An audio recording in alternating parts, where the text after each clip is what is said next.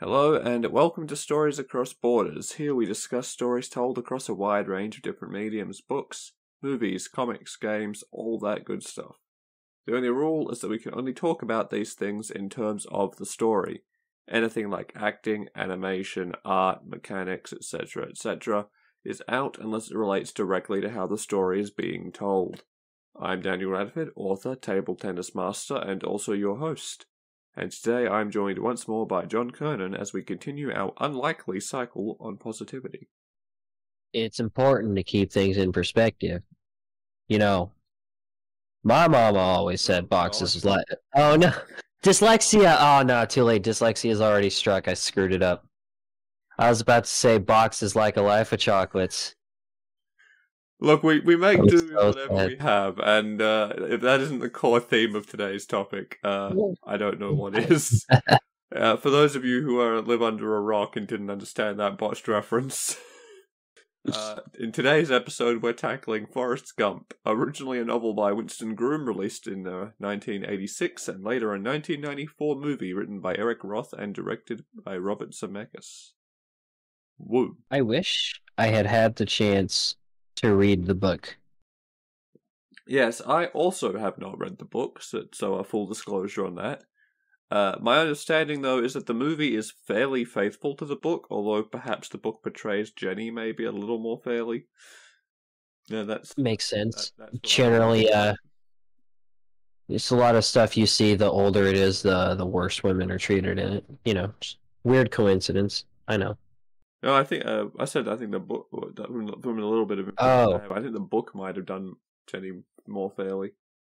well, that also makes sense. Movies in general, at least, especially around back then, at least, also tend to portray women worse than most books. With a book at 10 and 10, it depends entirely on who the author is. Again, though, that's just a little bit I've heard about it, so I could also be completely wrong about that. We'll see how it goes. So I enjoyed the movie. I only recently watched it for the first time for this episode. I had a good time. I found it very, very funny imagining this guy just repeating his life story to a bunch of random people who sit down next to him on a bench. Yeah, Especially because, definitely. as far as I can tell, he never starts from the beginning. He just keeps going as new people take each subsequent person's place. Oh, hello. You heard the rest, right? Welcome back from intermission. Well, you see, it was around that time. And they all just kind of run with it after a while. This movie came out 3 months after I was born. Not exactly to the day, but dang. Fair. I don't have any way to go from there. It beat me by a yearish. Positivity. So I feel like we kind of already nailed the core tenet within the first couple of minutes, where I said the main theme seems to be making do with what you have and like just embracing that, and that's kind of the brand of positivity the story brings. Yeah, like the kind of positivity where the weird way you move because of an illness could have inspired Elvis Presley, for all you know. Yeah, it very much is the yeah, you have these difficulties, but we accept that you have them and do the best you have with what you can with those difficulties in mind, and you'll make something out of yourself anyway, one way or another. Yeah. Which isn't true. It's a lovely message, but I think it undercuts how much something like that can actually impact your life a lot.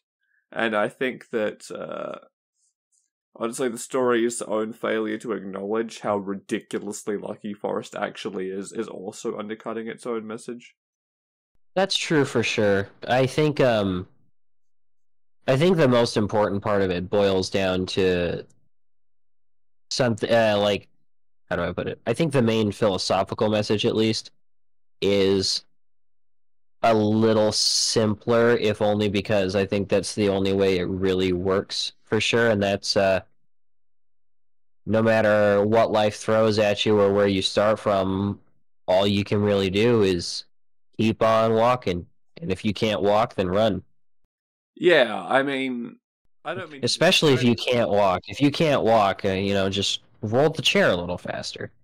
That's. I actually regret saying that. Yeah, yeah. That wasn't funny. No, I blame Bruno. yeah, we don't talk about him. Uh, yeah, I think you're not wrong. Like, I do agree that it does that idea of working within your circumstances well, right? The idea of, life is going to throw some shit at you, and you have two options: you either keep moving or you wallow in it. And I think it does that idea of positivity well, the idea of accepting your situation and just moving on. Yeah. But You're still right though. It also yeah, definitely doesn't put that much attention on the fact that like ultimately Forrest actually really didn't have it all that hard. And also well, I mean, the he way uh, they he went to frame war, to him, be fair. yeah, that part for sure. But like it's one of the ways it's also framed is that being such a simple, straight-minded and straightforward kind one-track mind kind of guy, it's also easier for him to not think about and wallow in all the same shit other people do. If things had been slightly different, he probably would have actually had it a lot worse than other people do. But luckily for him, extremely luckily in this case, he got put on a positive track before his own simplicity and single-mindedness had a chance to get, wrapped around anything negative. Yeah, Instead, he got wrapped around the very positivity we're talking about and the determination to just keep moving forward before anything had a chance to sour him because the way the story is framed, at least, I see Forrest Gump as the kind of guy where, like, whatever path he got put on first, that is probably just always what he was going to do his whole life. Whatever it is he got on first that gave him purpose and something to work towards. And luckily that was in a positive direction because he kind of seems to me like, especially because I feel like I have seen real people who in some ways are at least psychologically like Forrest would get stuck just as hard on bad things and it's not pretty. yeah. It illustrates early on how having positive influences in your life, especially when you're like a kid, can how important that is to you later on down the road. Like all the attitude he displays later on in his life is stuff that he learned from his mum. She was very much a yeah, this is the situation you've got. You never know exactly what you're gonna get from life, but as long as you just keep moving on, keep your head up, do your best, things will work out. And I think the general vibe of that is to an extent true. You don't you can only control yourself, and you have to accept that, and that's kind of where positivity comes from in a lot of places. A lot of the time, it's this idea that you can't change things that are beyond your control. All you can do is accept them Yeah, and then move exactly. on. It doesn't matter if you like it or not. Like, it's not saying you have to enjoy everything that gets thrown your way or think it's a good thing, but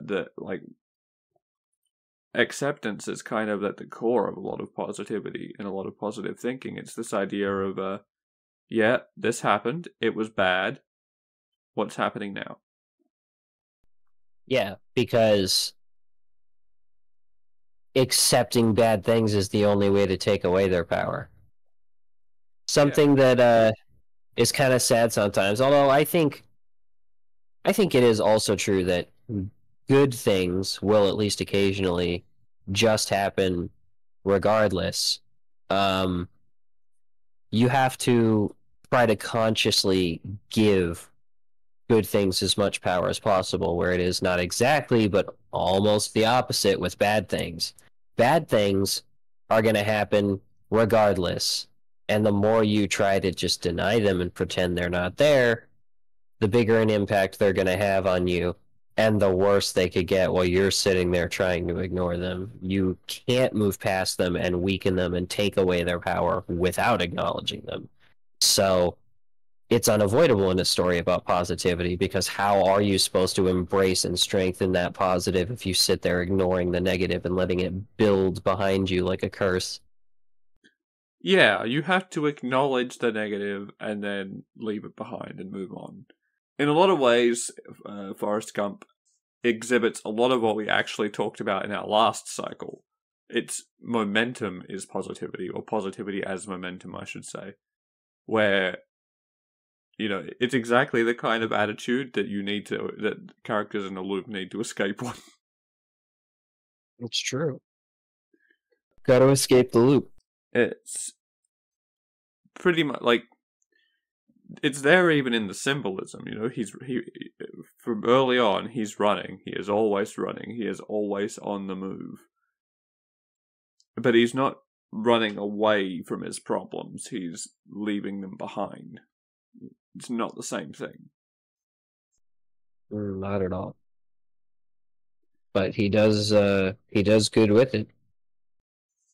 And that is it's never explicitly acknowledged by the movie, or probably by the book, but that is that important key difference, is that he is never refusing to acknowledge his problems. He's never trying to hide from them or escape them. The problems are in the past. They're not chasing him. Because if anything, he's chasing them. Those problems better run. You seen that guy play football? Briefly. But yeah, it does Sorry. kind of dance around the issue, though, that Forrest is ridiculously lucky. Like, from moment one, you would go, oh, wow, what an unfortunate life. His spine's messed up, his legs need braces. He's got something wrong with his IQ, like he's clearly got some sort of developmental delay or learning disability or something.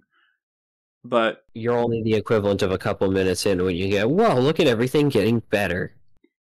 Yeah, exactly. Like, he's got a very positive influence in his life in the form of his mother, who is constantly a support discorder, who is helping him, who helps him understand the world in terms that make sense to him and give him the tools he needs to survive it. Yeah.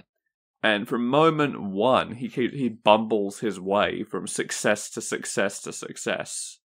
His weird, I shouldn't say weird, but like his strange movements when he walks. That's not much better. Whatever. Supposedly inspire Elvis's dancing, because of course he stayed in their house for a while. His braces coming off at a critical, very convenient moment showed him, oh shit, I'm actually a ridiculously good sprinter, which led to him not getting the shit beat out of him on several occasions. It also led to him eventually getting a football scholarship at a college, because God knows he wasn't getting into one without one, which allowed him to graduate, become an All-American and all that.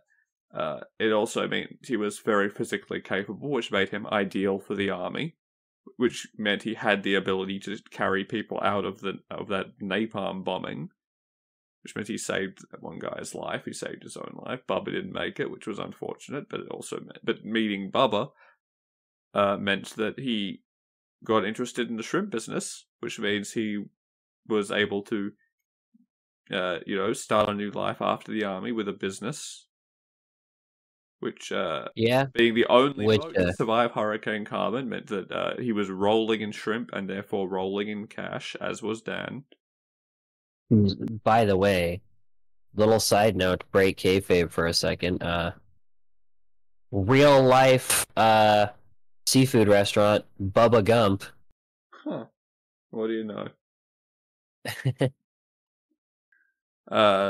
And having all that money then means he can basically do whatever he wants and just chill for the rest of his life because his good friend helps him invest it in Apple as a startup. So he's raking in the money without doing anything. So he just volunteers as a gardener for the rest of his life, basically.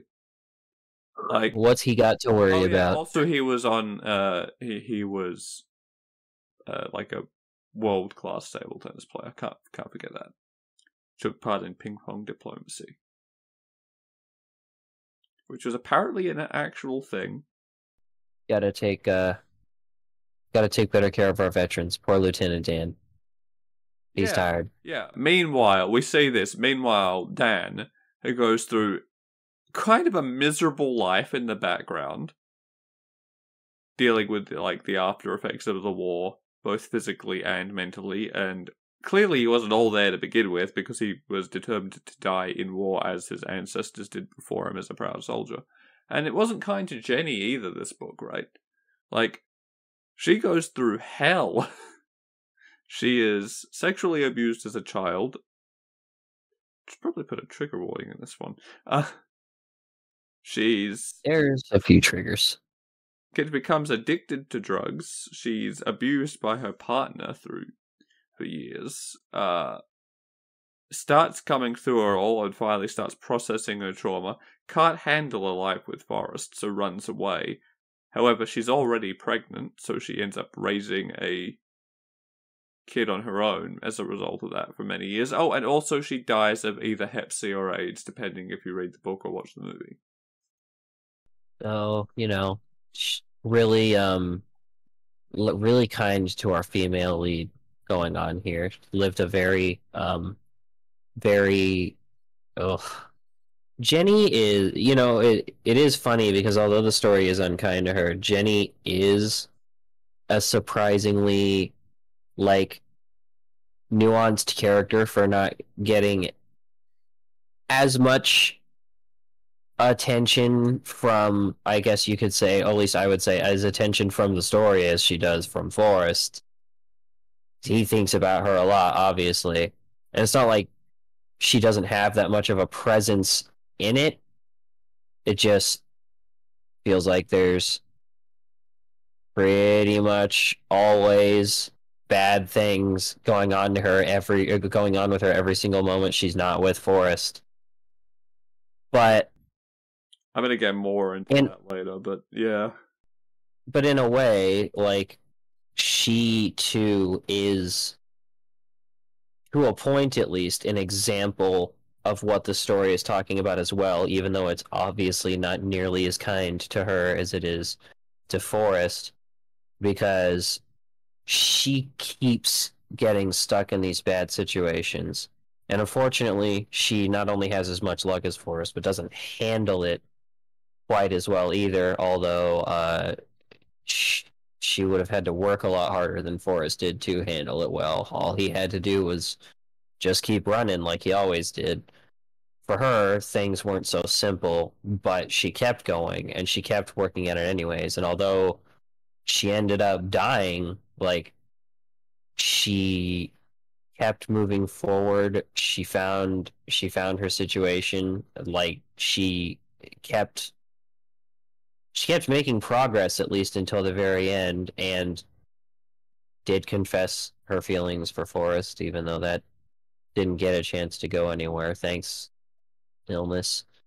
Yeah. She still lived her life, and no matter what else is going on, you have to live your life, because although people always want to think it is, apathy is never truly an option. You can fall into it for a little while, but there's a point that's never as far away as you expect where either the apathy has to end or what goodness you do have in your life is gonna start ending or being taken away from you until you regret it. Yeah, I mean, there was obviously something in her life that made her want to keep living it. But yeah, I don't know. Like, I think Dad is actually a better example of that. He genuinely is, yes. Like we there's almost like a secret, more compelling story about him after the war hidden in Forrest Gump. Because we see him in the army as the lieutenant, you know, determined to die an honorable death in honor of his country and just like his ancestors did and all that, which is clearly not a mentally stable place to start. We see him lose his legs but keep his life in a move that sees him effectively lose this destiny he thought he had. And we watched him over time struggle with this, with losing his legs and with losing that destiny, and having to find a new place in the world, and eventually meeting back up with Forrest and working with him, and eventually getting back on his feet till he can even, start a Literally get back on his feet. Yeah, he ends up with some top quality prosthetics because he makes a load of money from investing in Apple with Forrest. But yeah, no, like it's true. He finds his own love too. He's another good example because at least for part of the story, he is a great foil to Forrest because although it's not quite the same situation, Dan also like knew what he wanted to do. Dan knew what he wanted to do with his life from an early age. So in that sense, at least, just like Forrest, all he ever planned to do, all he ever thought he had to do and wanted to do, was keep running forward. He had a straight line trajectory for where he was intending to go in life, and he was going to do it. And then, although in the process of his life not being taken away from him, his straight line, literally and figuratively, his direction was taken away from him.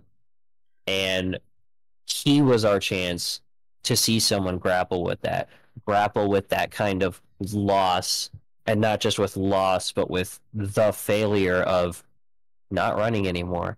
Not because he's not in a chair, but because Dan stopped moving forward for a while. He was in a bad place, like so many other veterans are both wounded and not. We know he comes to terms with it at the end, because not only do we watch his journey, we have a very symbolic fact that at the end of the story, he's married to a Vietnamese woman, which is, as at least a lot of us know, not at all an uncommon thing with war veterans. Actually, not sometimes. Probably, I wouldn't be surprised if sometimes out of a sense of responsibility or something, but much more literally. I think it's in a way, another aspect of like humanity and positivity, because a lot of the stories I've heard about veterans in situations like that is them falling in love with literally like war nurses who are from the country they just fought a war in.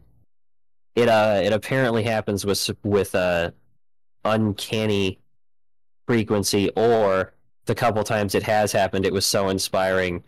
People really like putting it in stories, because Forrest Gump is far from the only example I've seen. True. I do think that this was very much a symbolic choice here with this story, though. It was basically saying, look, he's going to live with this every day, but he's moved past the negatives now. He's in a healthy place. He has made peace with Vietnam, basically. Yep, exactly. He's finally got what he needs. He's ready to keep moving forward again. And there's that positivity again, and that ability to accept and move on. Sometimes it takes people longer than others, but it's still there, still present.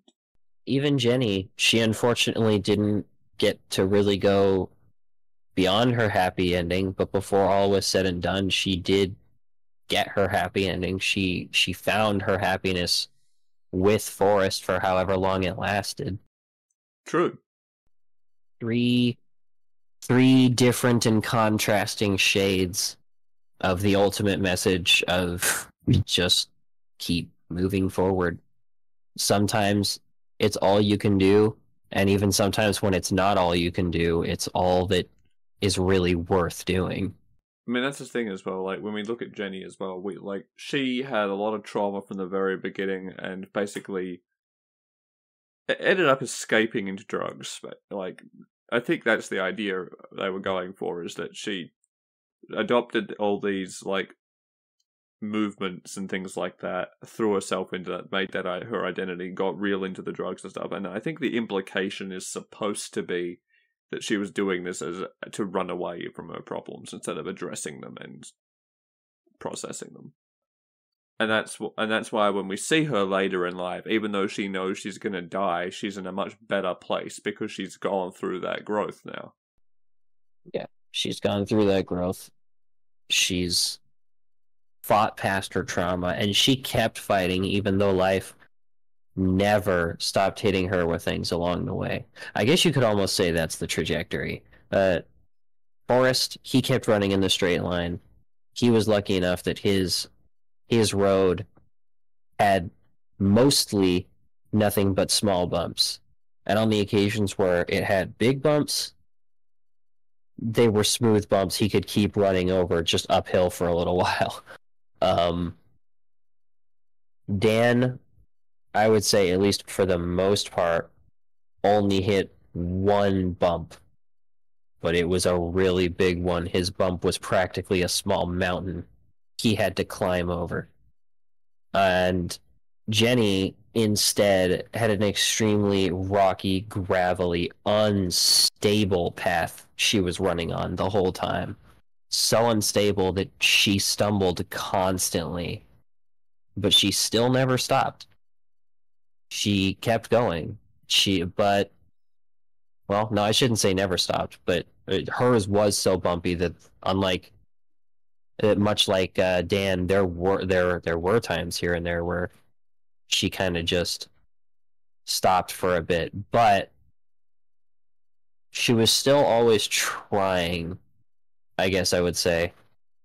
She never gave up like some people might, but there's not a lot of people who could live the life Jenny does. Yeah, exactly. There's not a lot of people who could live the life Jenny does and not hitch up at least a little bit along the way.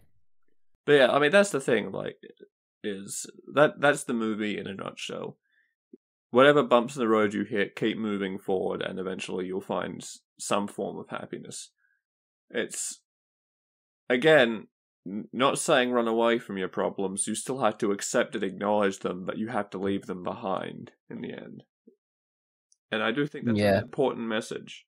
The idea of acceptance, let things happen, like let things play out. Yes, eventually, whatever bad thing, horrible thing happened to you, you acknowledge it and you process it, and then you leave it where it is and you get on with your life. It's way harder to do than Forrest's life implies. So very much harder, but it is something we should definitely all strive towards as far as positivity is concerned. It's a healthy thing to aim for. But yeah, especially considering, like, if you see on the aspect of running, you see life like a road, like the metaphor I was using earlier. Like, each one of those things you keep with you. That's another heavy rock you've got in your backpack along the way. You might not have asked for it. You might not have wanted to put it there, but it's just gonna keep weighing you down, making it that much harder to walk forward until you leave it by the side of the road. yeah, but again, I feel very much like Forrest's own story undercuts this message immensely in a lot of ways, because, I mean, just for starters, he had a very, very supportive relationship with his mum. It was a very healthy relationship that provided him with the tools he needed to be able to get through life the way he did, which a lot of people in his situation would not have from the get-go. Yeah. Even today, people often don't have that. Yeah, Forrest isn't the strongest example of the story's message in his own story. Yeah. Oh no. In so many other examples of a story like this, Forrest wouldn't be the protagonist. He would be the side character. The like many other interpretations of this story would follow Jenny or Lieutenant Dan through, which I will say is something unique about the story. But the reason that's true is because they are stronger examples of the story's own message than our protagonist is. Yeah, exactly. And like that's the thing. Like in another story, he would almost be like a comic source of frustration. Yeah.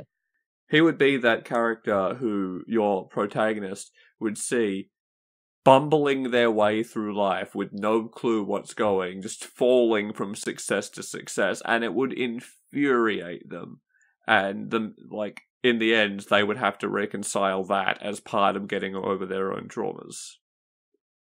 Which we don't see. We don't see that in Forrest Gump. In fact, we outside of Dan and to an extent Jenny, I guess, we never really see that people have to accept that he's just lucky. And like, and I will say, even though he is, even though a lot of other stories wouldn't do that, I would say I think that part at least is to the story's credit, because I think that's a good element of positivity in that, like, people, it's unrealistic that we don't see at least someone in the story really doing that, but it is a good aspect to it there that people don't do it that way because they love Forrest. Nobody wants to be mad or upset at him for being lucky, because he always does good things with that luck. He's just supportive and kind to everybody around him, and helps out the people close to him in life as much as he can. So, you know, like, it's what justifies it to the audience. Justifies that there's nobody ever actively pushes back against him, because he is consistently kind and helpful to and accepting to everyone around him, regardless of their own mistakes or their own religion or skin color or whatever. Which, if nothing else, on the front of positivity, at least means he has genuine and good people in his life who love him and are doing their best. Even, like, there is literally a moment in the story which makes me think these people, the people making it, might have been, or the writer, I should say, the author, was probably at least a little bit conscious of the fact that he was leaving this story element out. Makes me think it might have been on purpose. The turn would have been the moment with, like, Lieutenant Dan and the prostitutes. If there was a time in the story for somebody to blow up at Forrest or show true bitterness to Forrest for being so much luckier than them and continuously finding so much success without really having to truly struggle for it, it would be at that moment when Dan's at his lowest point and spending time with Forrest and those prostitutes. And instead, he gets mad at the prostitutes for daring to insult Forrest for even a second. It throws him out. True. Dan is a real one. Because, like, that's the moment that other stories, like, frame and set up for somebody to unjustly blow up at the nice person who has everything. Yeah, and instead he recognizes that, you know, he's just a simple person with simple desires. He's a good person. He goes out of his way to help everyone, and he doesn't deserve to be ridiculed. And that is definitely you're right, like, that is something the story does very well that I think is very nice, is that it demonstrates that when you are a source of positivity for others, it's good for yourself and for everybody around you. Yeah, it's like what we talked about last week when I referenced Full Metal Alchemist. We talked about a couple other things too. You know, positivity may not be like 100% self-perpetuating the way negativity tries so hard to be. But you give it to other people and it multiplies and it comes back to you and other people do the same thing you did. If you can keep putting positivity out in the world, you're not just giving away the positivity you have, you are creating at least a little bit more than there was before. And Forrest is a great example of that. Yeah, he's other than momentum as positivity, he is definitely positivity as something that spreads. The idea of when you put good things out in the world, good things happen to you, and good things happen to those around you. I think. Yeah, it started with his mom and his like doctors slash nurses, the people taking care of him, and then he became the beacon for other people, and he just kept doing it, and we saw those people become even further positive influences for him and find their own success, which probably led to more cascading stuff we never even saw down the line. Yeah, I definitely cannot fault the story for that. It does that element extremely well. It's just I get frustrated with it because it is, by every metric, just about every metric, a really good story. But the minute you start analyzing it and you realize how lucky Forrest got in his life, some of it really does start to like fall apart a little upon for like deeper examination. The story At the is very not least, without the core, a nice pile of contrivances. yeah, that core message that if you just take everything on the chin, let it go, pull yourself up by your bootstraps, carry on. It is undercut by its failure to acknowledge how lucky Forrest has been in his life, and also its failure to ever really challenge him outside of sending him to war. Because even for being in a literal war zone, he didn't see that much combat, and he seemed to process what he did see very well. Yeah, much like Forrest himself, the philosophy is a little overly simple. It's kind of a lot overly simple, really, to be honest. Life is... Yeah, me calling it overly simple was a little overly simple. Yeah. Don't get me wrong. It's a good story.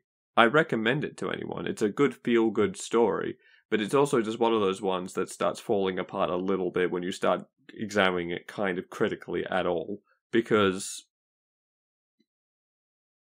despite surface level Forrest being born into a life that should not have been kind to him, it was.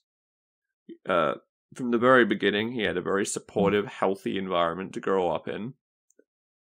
And from that point onward, he just keeps falling into positive situations that are beneficial for him in some way by dumb luck over and over and over and over. He's met 3 different presidents and had good been commended by them and things like that. Most people don't have that. Most people, at best, have a couple of big successes in their lives that change things for the better. And a lot of people don't even get that. They are born into a situation where things are against them, and they stay against them all of their lives, and they constantly have to fight against it. And Forrest himself, who, the vast majority of the story completely revolves around it, he is the eponymous character, fails to acknowledge that for most people it isn't that easy. A lot of the time, you can't just fall from success to success through no real effort of your own. It's a combination of hard work and luck. Yeah, and a lot of people also end up in situations where, although in the grand scheme of things you have to keep moving forward, it is not as simple as just looking right in front of you and running in a straight line. Because that's what Forrest did, and that's what his life and his circumstances allowed him to do. A lot of people A lot of people's roads not only have the bumps we saw with other characters, but a ton of twists and turns, pitfalls, stuff where it's not as simple as just going in a straight line from worse to better. Yeah, Forrest Gump is the sort of story that you watch if you don't want to think about it. You just want to feel good. And if that's the case, fair enough, because it does that very well. But if you wanted to watch something with some nuance, you would watch something about a character more like Dan or more like Jenny, who have to fight their way to happiness. Because for most people, that's what it's really like. But something interesting I noticed about this, right, when I was watching it, and that I double check. I saw this mentioned. I can't remember what the reviewer's name was, but she said a lot of, apparently quite famously said a lot of similar things. So I feel like I was probably in the right ballpark to an extent. Is that whilst it might even be unintended, there is a lot of conservatism versus liberalism present in Forrest Gump as a narrative. And I think it's worth touching on that, because this idea, this very flawed ideology that as long as you keep pushing forward, you pull yourself up, take it on the chin, you keep moving on, the very famous pull yourself up by your bootstrap line. Not from this show, not from this movie or anything. It's just a common saying that's very badly misunderstood and misinterpreted. That idea is basically the billboard, the poster, whatever, for the conservative utopia that doesn't exist. Yeah, like that is that is the Kool-Aid that a lot of people who are politically conservative are sold on, and by comparison, you see Jenny, who is obviously very liberal, big into like her own independence and her own rights, freedom of her choice, what to do with her own body and life, and very anti-war, gets into the hippie movement, all that stuff. Life treats her like shit. Yeah, it does.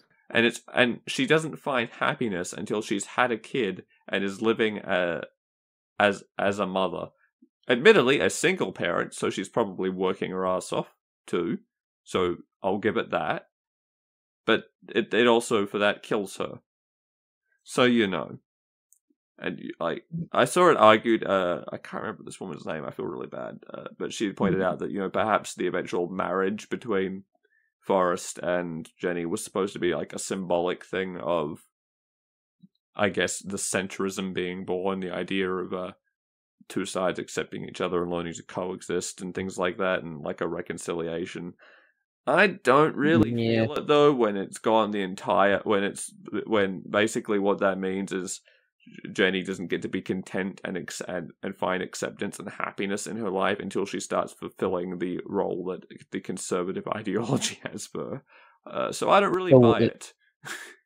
The woman got nothing but shit thrown her way their whole life until she had a kid, settled down, and got married. Only then was she allowed to die happy. She still had to die. Then everything. But she got to smile. Then everything was great. She got to die happy. Never. Ignore the first half of that. The important part is happy.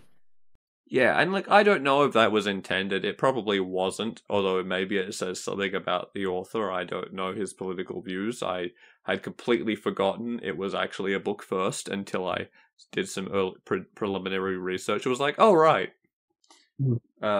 Certainly a coincidence, though, that still speaks to life and might be from a colored perspective, for all we know.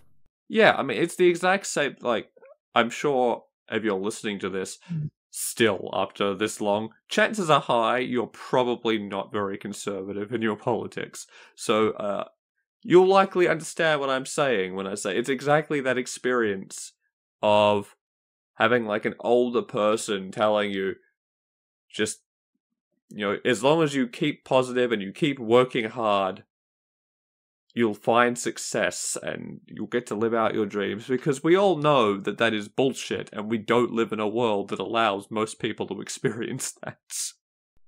Yeah, and as nice and as pretty a story is, there's a lot of people who would be left on that bench with the old man, or in this example, a Forrest, I guess, sitting there going, "Wow, well, I wish any of that could have happened to me. I'm working 60 hours a week, barely making rent, and I'm depressed all the time." Yeah, it's it's like as a movie, like if you don't look at it critically, it's like it's a really feel good movie with a really positive message. If you look at it analytically, like we've had to for this, you go, it's wow, this is a really pretty idyllic movie. It also feels a lot like talking to a conservative elderly relative who you love. They're sweet, and they love you back. And it's positive, really. But also, every time they tell you about, well, back in my day, we just handled it with gumption, you're like, that's nice. Good on you. Doesn't really work like that, but I'm glad that you lived in a time and in a demographic where everything was great for you. It's really nice that everything worked out for you and almost everybody had money back then, Grandpa. I really appreciate it, and I'm gonna work really hard. I promise. In fact, I actually have been working hard this whole time. That's why I'm alive. Now, if you'll excuse me, I need to spend $104 for half a tank of fuel. I need to go spend all the money I earned at work yesterday to Not go grocery groceries. shopping and go home and eat a incomplete meal. I have $20 in my bank account that needs to feed me for the rest of this week, Grandpa. And it presents a very it's very positive. But it does sort of present a very idyllic, romanticized version of the 50s and 60s. Yeah, it does. It very briefly addresses that segregation existed and things like that, but we really don't see broad strokes things like how bad it actually was for people of color and for women and for anyone who wasn't straight white and male. Well, that's Which is, to be fair, that's Forrest is straight white and male, so yeah, that's why would we be over there looking at all that stuff? That's a real downer. Just look over here where everything is fine for the straight white guy with a loving support structure and no truly existential or societal barriers. yeah, like we there are at a stretch we meet like two black characters of any real significance to the story. One of them is Bubba, who is great. We love Bubba, but the story does kill him. Quite directly, and it's Yeah, like if the story clearly loves Bubba too, but like if that doesn't symbolize the reality of the situation, that Bubba had to die horribly in Vietnam without any of his dreams being fulfilled, and then Forrest went out and lived his dream for him. I don't know what does. The other guy is a punchline because he very aggressively shouts Black Panther propaganda into Forrest's face at a party. yeah, which And it's kind of played as a joke. yeah, and I don't know if the joke is something a little more simple and in its own way unpleasant, or if it's more. If it was self-aware, I could see it being funny. If it was calling out, the very story it's in, because look at all this shit going on just to the side that is not pleasant and is not happy times for all these other people, but I don't know if that's what's happening.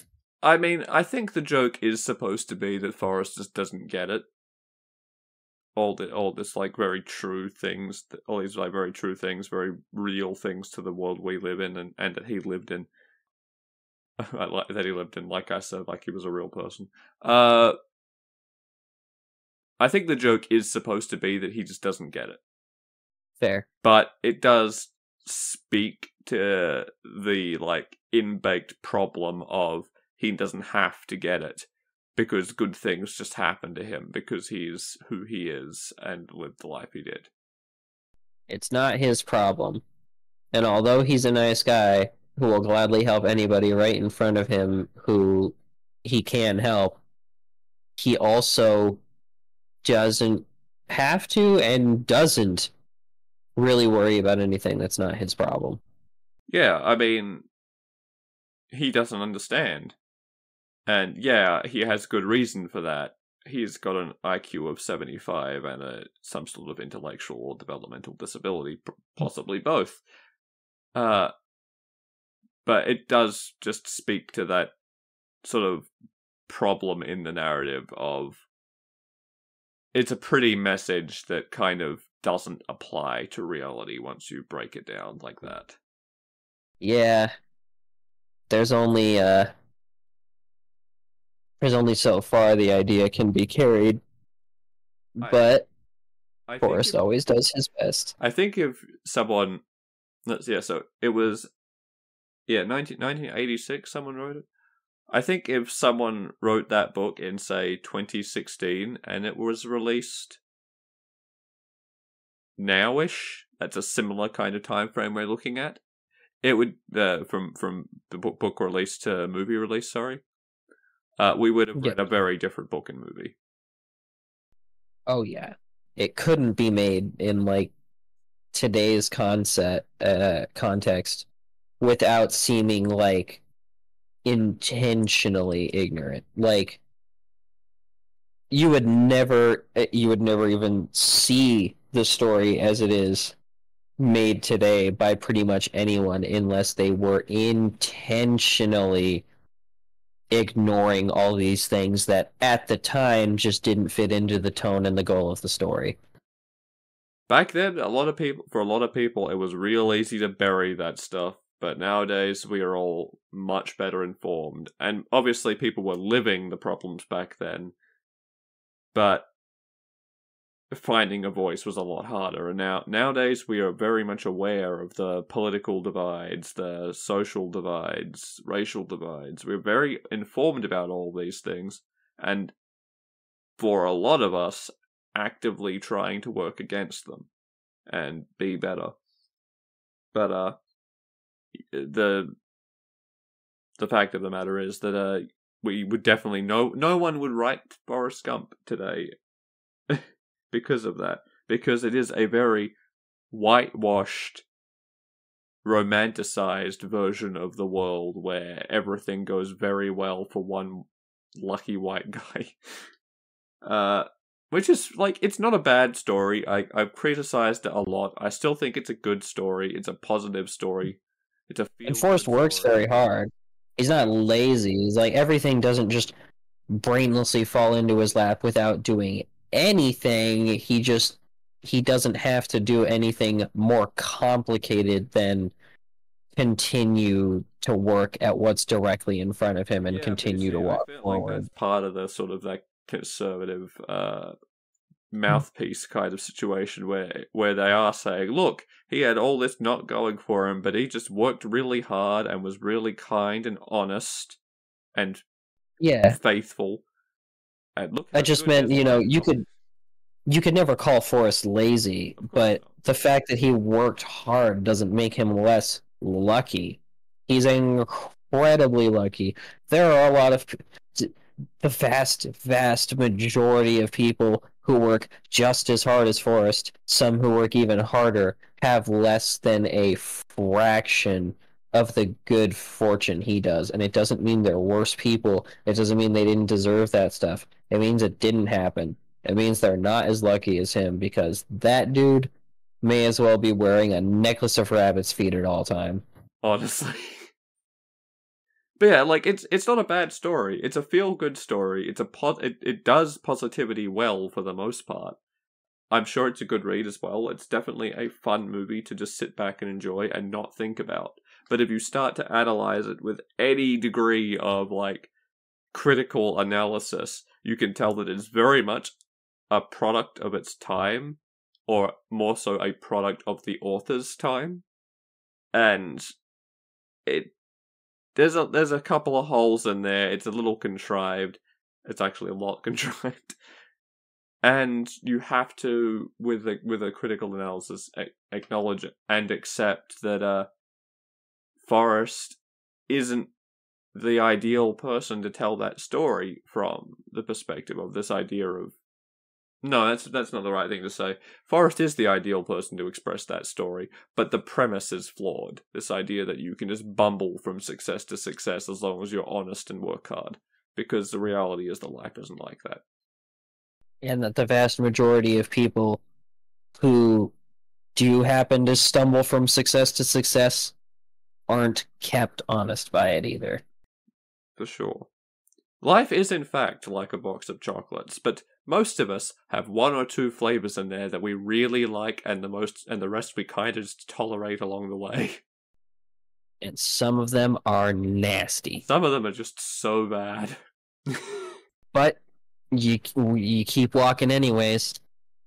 Can't waste any of the chocolate. You got to eat the whole box, and eventually you're gonna get another one. And do the same thing again. Yeah. Anything else you want to add to that? To the story of Forrest Gump? I don't know. Honestly, like, I guess it ends up being pretty simple ultimately. Fittingly, I suppose, that whilst there's definitely some undertones and things that we can discuss, most of all, it's a pretty straightforward story about a straightforward guy. So we'll call that one there. As always, if you were listening to this over on Spotify or Google Podcast, you can also find these episodes on my site, radfordwrites.com, where I post the transcripts for the stories I've written for this show, as well as a bunch of other things I write. Blog posts, articles, other stories, poetry sometimes. Also can all be found there, as can links to my books. You can also find me on social media. I'm on the Burning Ruins of Twitter as Daniel Wright 7, and I've started giving Blue Sky a shot where I'm just Radford Writes. We'll see how that one plays out, or if it's even still happening by the time you actually hear this. And, of course, you will see and hear plenty more from John, as always, as well. Yeah. Watch his space, because he has things he's working on. Doing my best. He's going to stumble from one success to I like, if I stumble into even one success and then have to continue struggling from there, I'll be happy. We take those. Alright, goodbye. We take those.